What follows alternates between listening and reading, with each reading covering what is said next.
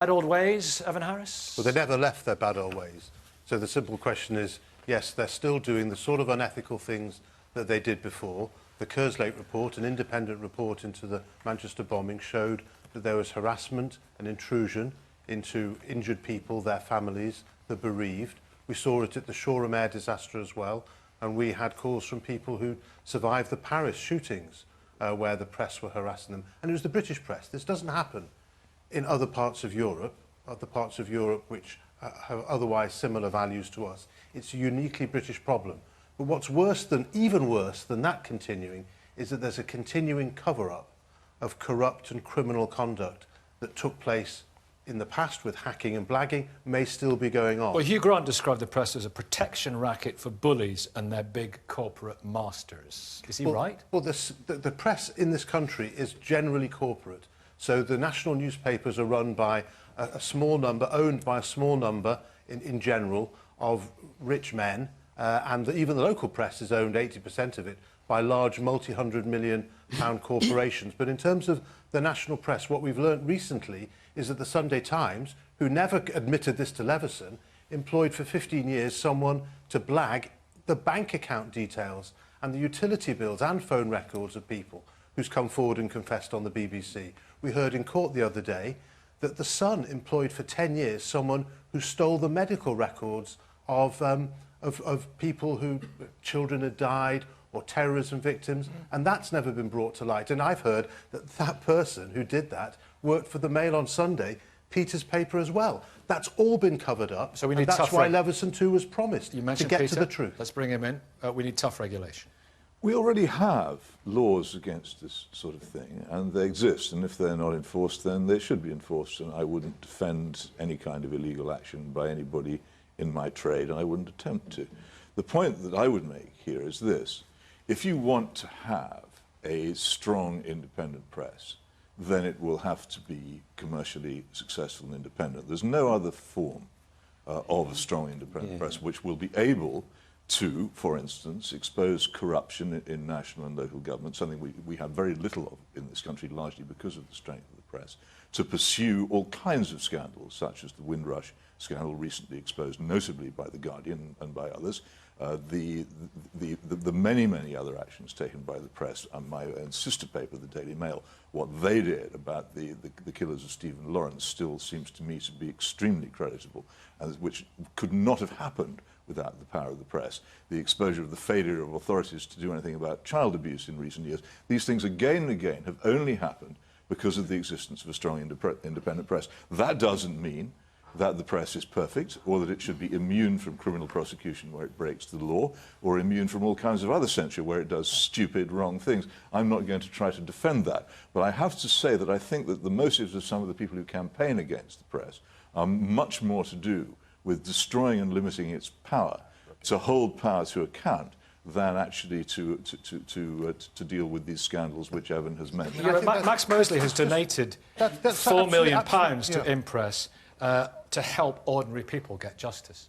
Well, I'm all in favour of ordinary people getting justice against. Well, for can't afford to sue. Well, wait a minute. That's the point. That's why you had that idea that the press. Sorry, let me explain this.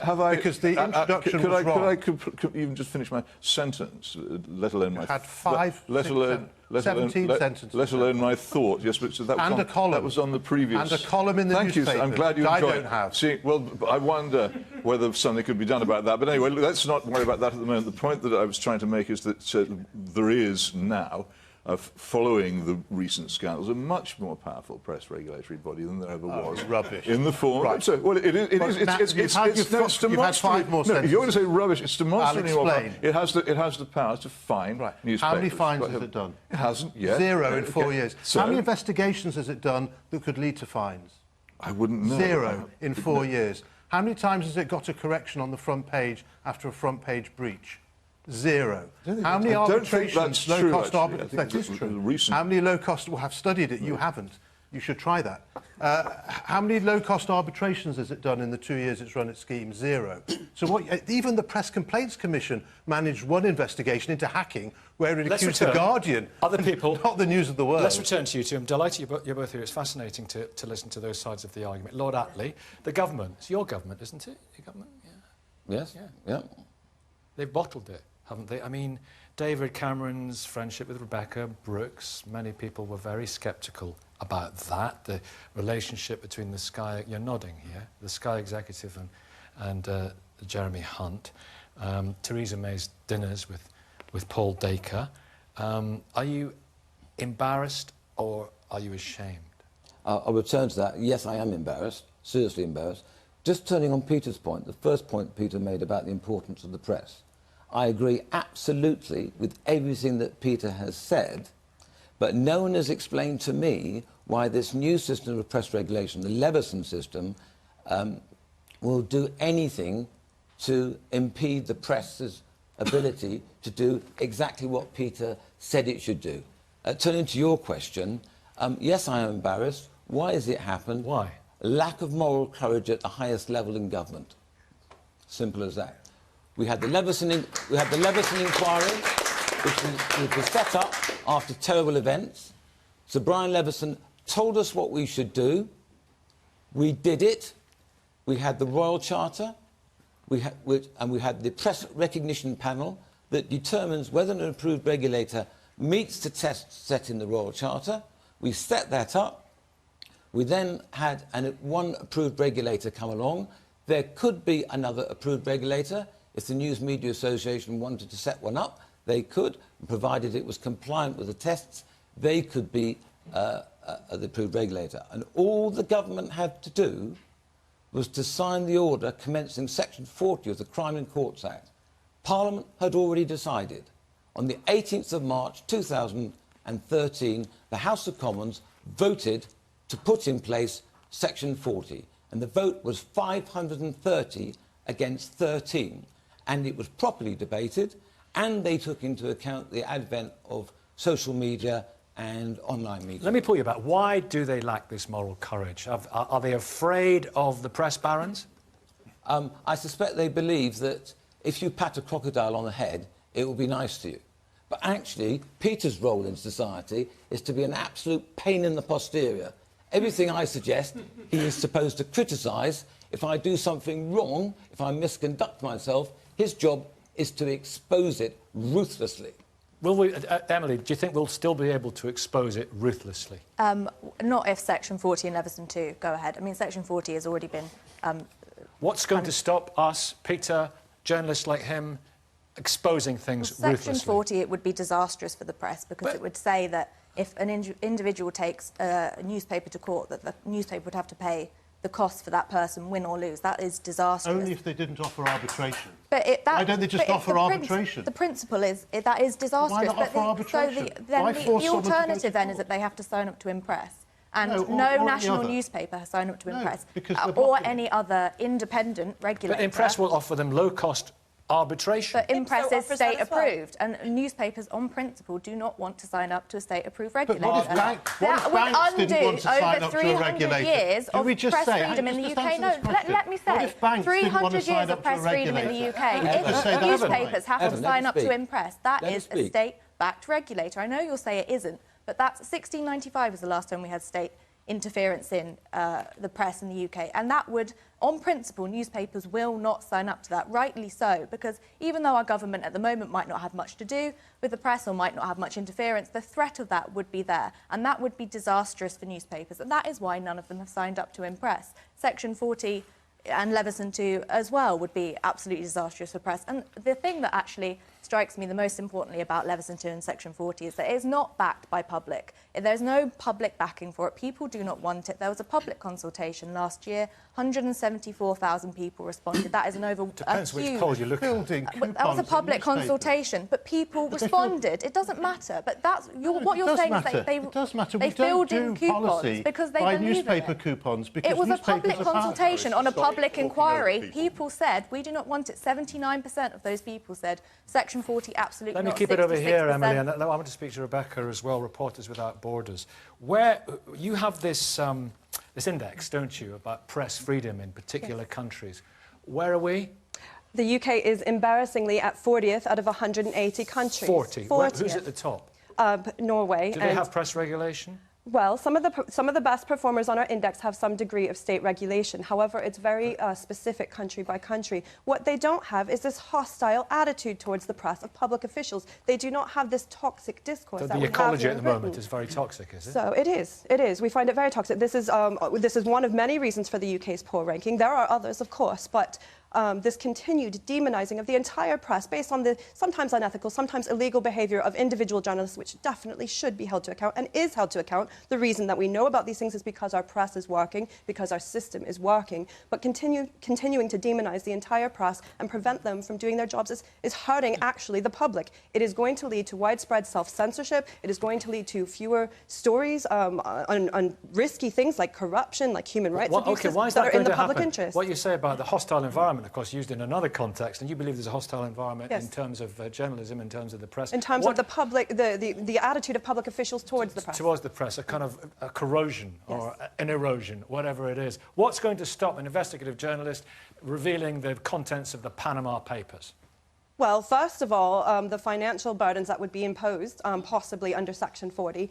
But really, the most devastating impact will be self-censorship. That is incredibly difficult to pinpoint. That is incredibly difficult to counter. But fewer and fewer people are even going to want to go into journalism. Fewer journalists are going to be willing to take on these stories.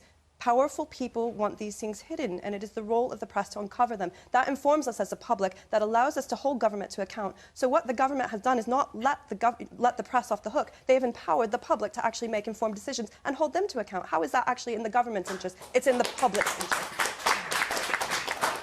What about that? Burkina Faso is ahead of us. Burkina Faso, one of the worst-ranked countries in West Africa. Just behind us, actually. Just behind us. I do beg your pardon. It changes all the time. That's a country which arrested its former president and 32 ministers last year. Not a bad idea in this country, you might say that. But come on, this is ridiculous, Evan. Well, Professor Schlossberg's looked into why it is that Britain has a poor reputation worldwide, and it's at least in part due to the fact that it isn't free from the concentrated ownership of the likes of, as I've said before, the Murdochs, who own 20–30% of the national press, the Barclay brothers, tax exiles, Lord Rothermere, who pays tax in France, who owns Peter's Mail Group papers. That's one of the reasons why Britain is so low. It's not due to any regulation, because as Rebecca rightly said, the Scandinavian countries have co-regulation of their press of the sort that Leveson recommended, and they are at the top of the league and have always been so, because there's nothing that Leveson suggested that would impede any of the investigative and public interest journalism, but it might give some remedy to the poor families of Manchester victims hounded and intruded upon by the press. Alexander Nix's family, the head of Cambridge Analytica, they were hounded, right or wrong? Wrong. What, families of individuals? The family of Alexander Nix, and he was hounded. Is that wrong. right or wrong? Wrong. And if people have the wealth to go to law, that's their lookout. But we represent people who can't afford expensive lawyers to take newspapers to court. There is no remedy. If it was any other industry, the newspapers would be saying, how dare the government cancel an inquiry into corruption and cover-up? How dare they? So no one's family should be hounded under any circumstances. A quick response, Peter, then we'll go to the audience. Now, Professor, I'll get you in a minute, because your paper was mentioned and you were mentioned by Evan, so it's right to go to you. Well, it is inevitable in the course of any inquiry that some press inquiries that people will sometimes overstep the mark. And when they do so, if they break the criminal law, they should be punished for it. And if they break ethical boundaries, then they should be punished for it too. I'm not going to argue against that. But I think that these cases are a typical example of hard cases making bad law. I'm not at all sure that Hactoff's motives really come from a desire to worry about small individuals. Where do they come from, then? Well, I think they may come from a desire among certain celebrities who are unhappy about the way in which they've been treated by the press. I think we have to be careful about allowing these desires to become the motive behind the creation of a system of press regulation from which this country has been free for centuries. Once you begin to get government interference in the press, there is no end to it.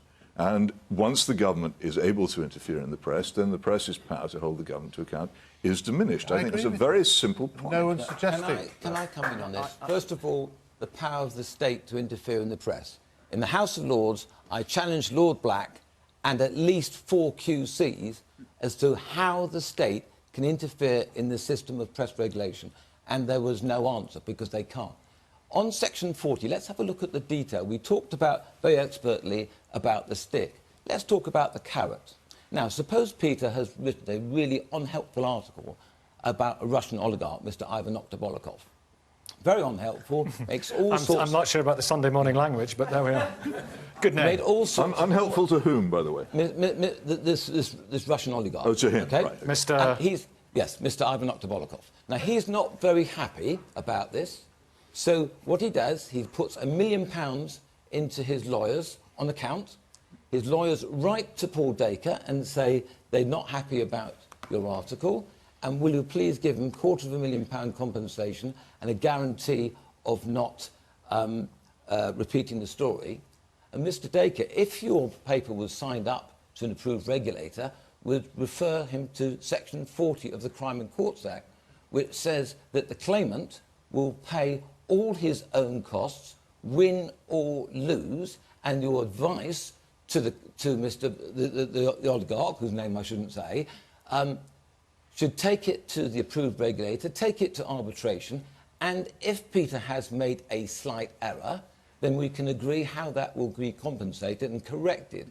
And also, on compensation, most of the time, it will always be possible for the press to correct anything that they put wrong by means of an apology with due prominence. And due prominence is a matter for the approved regulator to determine. Could I just ask you I just want to have a point here, because I think, honestly, with the greatest respect to my colleagues, and I have enormous respect for Peter as a journalist, but the hypocrisy and duplicity that has been vocalised in the name of press freedom on this issue is, quite frankly, astonishing. Yeah. For one thing, what we are seeing here is the government, in making this decision not to allow Leveson to complete his inquiry, to do what he was set out to do, is complicit. The government is being complicit in a massive cover-up. We know that. Yep. And for people who are championing press freedom to actually advocate for that cover-up to continue and not being looked into is astonishing. The other thing to say... No, I'm going to finish my point. The other thing, the reporters were about Broader's article about the UK's in 2018 ranking makes most prominent the issue of the fact in this country we have one of the most repressive official secrecy regimes in the democratic world. That is the main reason, according to their own analysis, why the UK ranks so low. And where is the noise from the national press about that? Virtually not a word is raised about the problems of our national security legislation and how it really chills journalism. The third thing to say... Because they exercise proper judgment. Well, the third thing to say is, and I admire Peter, even though I disagree profoundly with many of his views, because he's always shouts at the first whiff of corruption.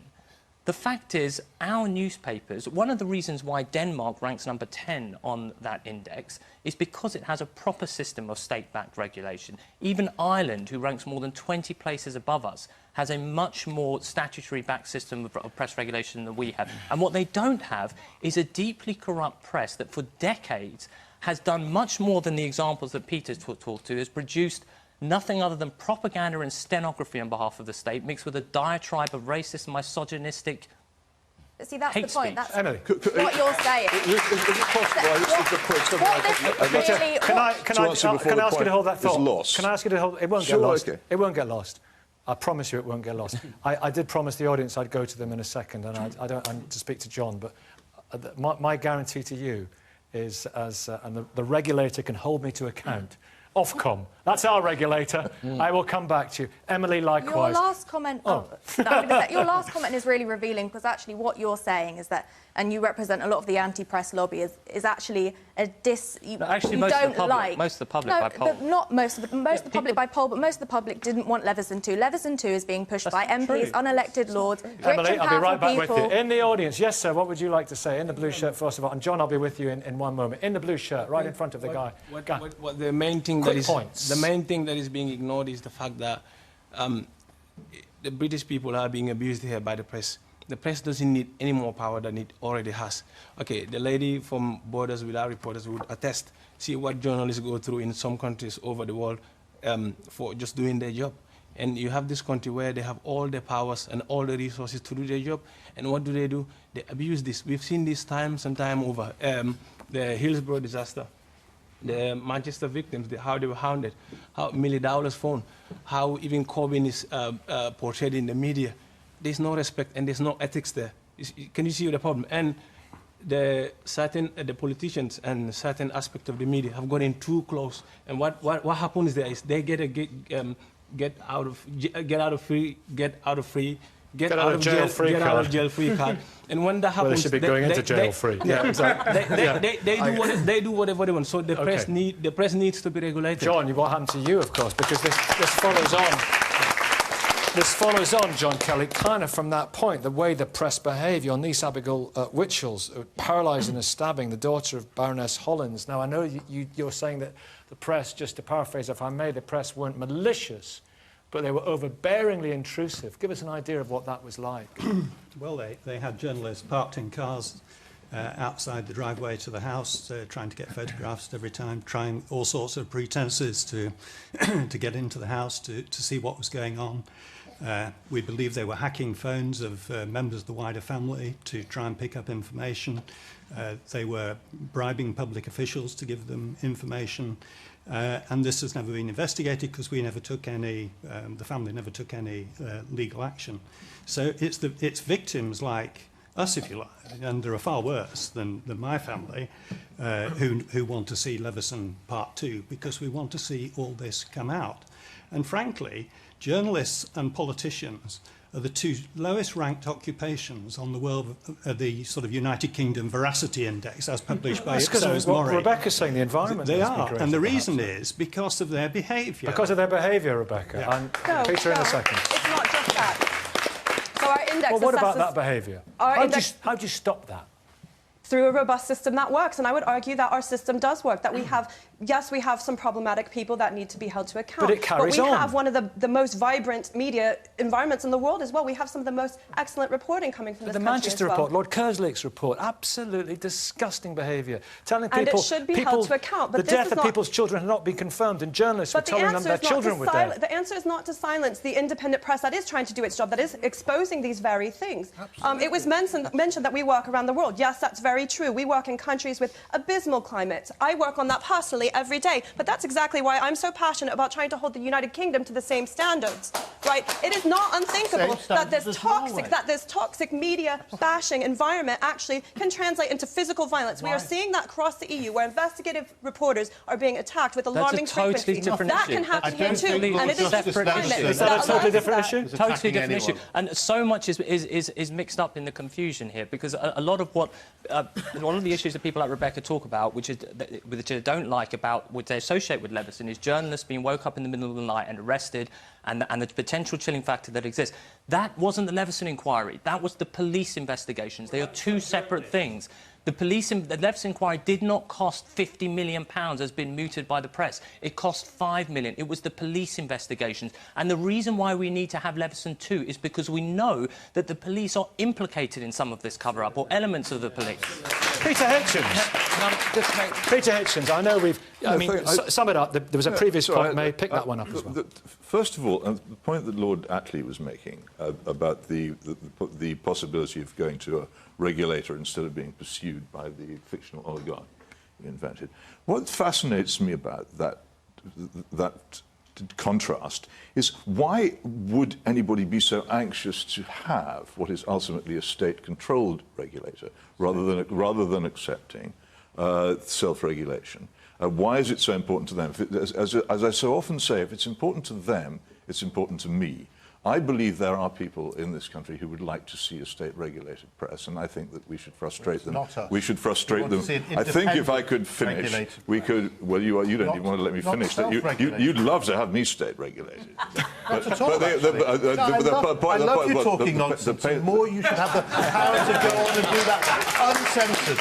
OK, well, perhaps you could tell me what nonsense I've just said. You've just said that Leveson proposed state regulation. I didn't. It's not state regulation. It's independent, self-regulation. What you want is this IPSO under a scheme, royal... which is the press marking its own homework. And if it was any other industry, or MPs or the police, you'd say, how dare you be self-regulated? I asked you to explain what I said was nonsense, rather than have another long people like me have another state regulation. That is nonsense. I've answered your question.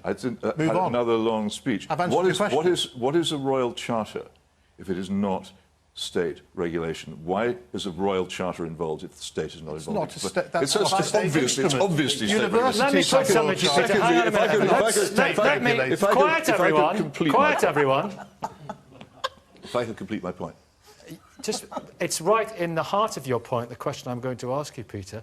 The BBC, before anyone starts sneering, look at any poll, is the most trusted deliverer of news in this country, and it is regulated by an independent regulator, Ofcom. What's the state regulator? State regulator, thank you. State regulator. There you go. Indeed. Happy days. Well, what people are prepared to trust is quite interesting, isn't it? But I'm not going to get... That's a subjective thing. I'm trying to stick to the objective. I've been a journalist since 1973 and on national newspapers since 1977. I personally, by the way, in the middle of a family tragedy, experienced some press harassment, so I know what people are talking about. I object to it, and I'm against it, absolutely and fundamentally. So you don't need to persuade me on that. I think people do behave badly sometimes. But what I can tell you for certain is that in all that time, since 1973, the behaviour of and the self-discipline of the press over this kind of thing has increased and increased and increased. And we feel very, very strongly about this at the moment, and the amount of care now being taken in newspaper offices, which was not being taken 10 or 15 years ago, and it's true, over this sort of thing. How do you explain Manchester? How do I explain Manchester? I'm not going to try to explain Manchester. I'm just stating a general. I'm just stating a general truth, which is known to me. It's not a fact. It's known. Your opinion. And your opinion is not supported by the evidence, because the regulators... You carry on. No fines, no investigations, no equal prominence front-page corrections, no low-cost arbitration, zero. So it's not regulated, and the press continues to abuse Emily, it. how bad was Manchester? Well, Come on, how bad was evidence, but there has been no evidence provided that supports this claim that journalists and newspapers on the whole acted really badly at Manchester. There's no evidence for it. There was no evidence. There was no evidence backed up that journalists went into hospitals. There are suggestions from individual cases that things happened, and journalists individually might have acted out. There were corroborated witness accounts. I mean, it's astonishing the level of evidence. The report found no evidence for it. And you keep talking about evidence. It's astonishing what you call evidence in that report and what journalists routinely call evidence when they write all sorts of smear articles and the Manchester Evening News raised £2.5 million for the victims of Manchester. Can't we all agree, if anybody is proved to have done these terrible things, then they should be punished for it? But there's no evidence for it. But why do you keep saying that journalists and newspapers acted really badly at Manchester and that evidence Well, is really Jacob Rees-Mogg is important? railing against any form of regulation and state regulation in the newspaper this morning, but Jacob Rees-Mogg has a decent amount of money to actually deal with any problem that comes his way. A couple of things in the audience. Gentlemen in the lilac. I've nailed it. Lilac shirt. I feel it's perhaps the affordability of the taking legal action rather than any legal framework or any support from an independent body. Yeah. That's the issue. There's no legal aid. The little woman. And you, sir, you've had your hand up for a while. Morning. Yeah, I think it's a bit rich from the Daily Mail to kind of claim victory for the Windrush campaign. I think we'd have to put that on the families. And if you want to talk about toxicity, people being toxic, there isn't a toxic environment against journalists. There's a toxic environment against migrants and refugees, and that has come from the Daily Mail. Well, what about that campaign over the Stephen Lawrence show? That was one campaign, but in the main, if you look at the media for the last 10, 15 years, it's been absolutely atrocious against migrants, and there has been no accountability. And there's been a lot of lies said about migrants and immigration. You point specifically to one newspaper, do you? Well, there's lots of them. The Sun, the Daily Mail, the Telegraph, or in many ways all the right-wing papers, and there is no accountability. Nobody's been held account to this. And in a sense, all this inquiry is, it's asking a question. It's just saying, well, let's have a look at it. And all our working lives, we're kind of investigated, we're looked at. People at the bottom of the society, like people on benefits, are constantly under the microscope, and yet people at the top of society, like all these media barons, are let off the hook.